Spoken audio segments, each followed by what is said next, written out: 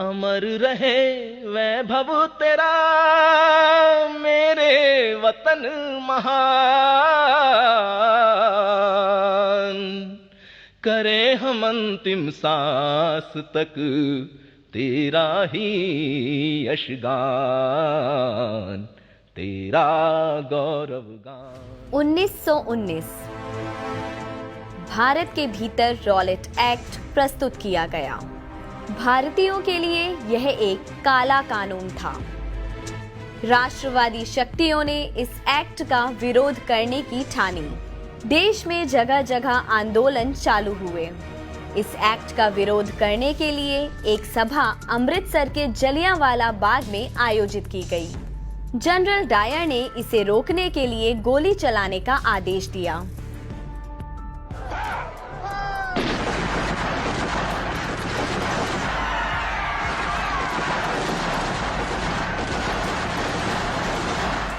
सैकड़ों स्त्री और बच्चे भून डाले गए। सितंबर 1920 में कलकत्ता के कांग्रेस अधिवेशन में इस अत्याचार के विरोध में सरकार के साथ असहयोग का प्रस्ताव रखा गया। यह प्रस्ताव बहुमत से पारित हो गया।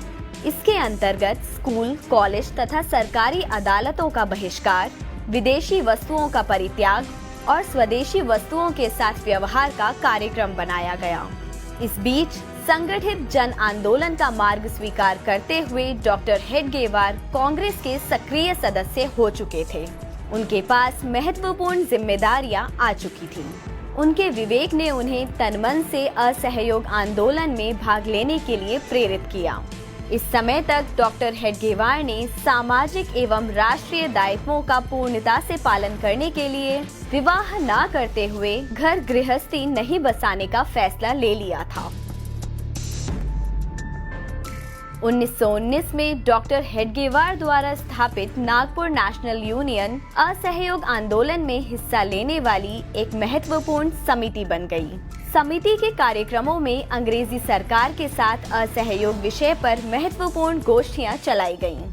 इस बात के ऐतिहासिक प्रमाण भी मिलते हैं कि कांग्रेस द्वारा आधिकारिक रूप से असहयोग आंदोलन की घोषणा से पहले ही नागपुर नेशनल यूनियन द्वारा मराठी मध्य प्रांत में इस विषय पर माहौल को गरमाने का कार्य प्रारंभ किया जा चुका था।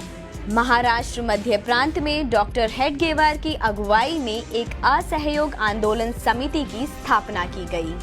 इसका उद्देश्य था युवाओं को असहयोग आंदोलन के लिए मानसिक तौर पर तैयार करना। इस समिति ने अपने कार्यक्रमों में नशाबंदी को प्रमुखता दी। उद्देश्य साफ था, सरकार के राजस्व पर आघात। देखते ही देखते सरकार को भारी मात्रा में राजस्व के भारी नुकसान का सामना करना पड़ा और इसके बाद सरकार द्वारा शुरू हुई दमन की कार्रवाई। डॉक्टर हेडगेवार को सरकार की तरफ से किसी भी तरह की सभा न करने का नोटिस भेजा गया। सरकार ने 31 मार्च 1921 को डॉक्टर हेडगेवार के ऊपर किसी भी तरह की सभा आयोजित करने पर प्रतिबंध लगा दिया। मई 1921 में धारा 108 के अंतर्गत उन पर मुकदमा दर्ज कर दिया गया और आधार बनाया गया उनके 6 माह पूर्व दिए गए भाषणों को। नागपुर के न्यायालय न्यायाधीश सीरज अहमद के सम्मुख 31 मई 1921 को मुकदमा शुरू हुआ।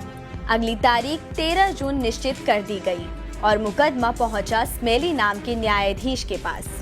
कुछ ही दिनों के भीतर डॉक्टर हेडगेवार ने मुकदमे की बागडोर अपने हाथ में ले ली और स्वयं जिरह करने का निर्णय लिया। डॉक्टर हेडगेवार ने सबसे पहले न्यायाधीश बदलने की ही मांग कर डाली। डॉक्टर हेडगेवार के अनुसार श्री स्मेली को मराठी का कामचलाऊ ज्ञान भी नहीं है। सारे भाषण और बयान मराठी में हैं, अतः वह इस मुकदमे को समझने के लिए पूरी तरह से अपात्र हैं। डॉक्टर हेडगेवार की अर्जी को अस्वीकार कर दिया गया। ये मुकदमा 2 महीने से अधिक चला। 19 अगस्त 1921 मुकदमे के फैसले की तिथि। डॉक्टर हेडगेवार जानते थे कि फैसला क्या होने वाला है। न्यायाधीश स्मेली ने उन्हें 1 वर्ष के कारावास की सजा सुना दी। डॉक्टर हेडगेवार जब न्यायालय से बाहर आए तब हजारों लोग उनकी प्रतीक्षा में पहले से खड़े थे। डॉक्टर हेडगेवार ने उनको संबोधित किया। मातृभूमि की रक्षा करने हेतु जेल में तो क्या, काला पानी जाने अथवा फांसी के तख्ते पर लटकने को भी हमें तैयार रहना चाहिए।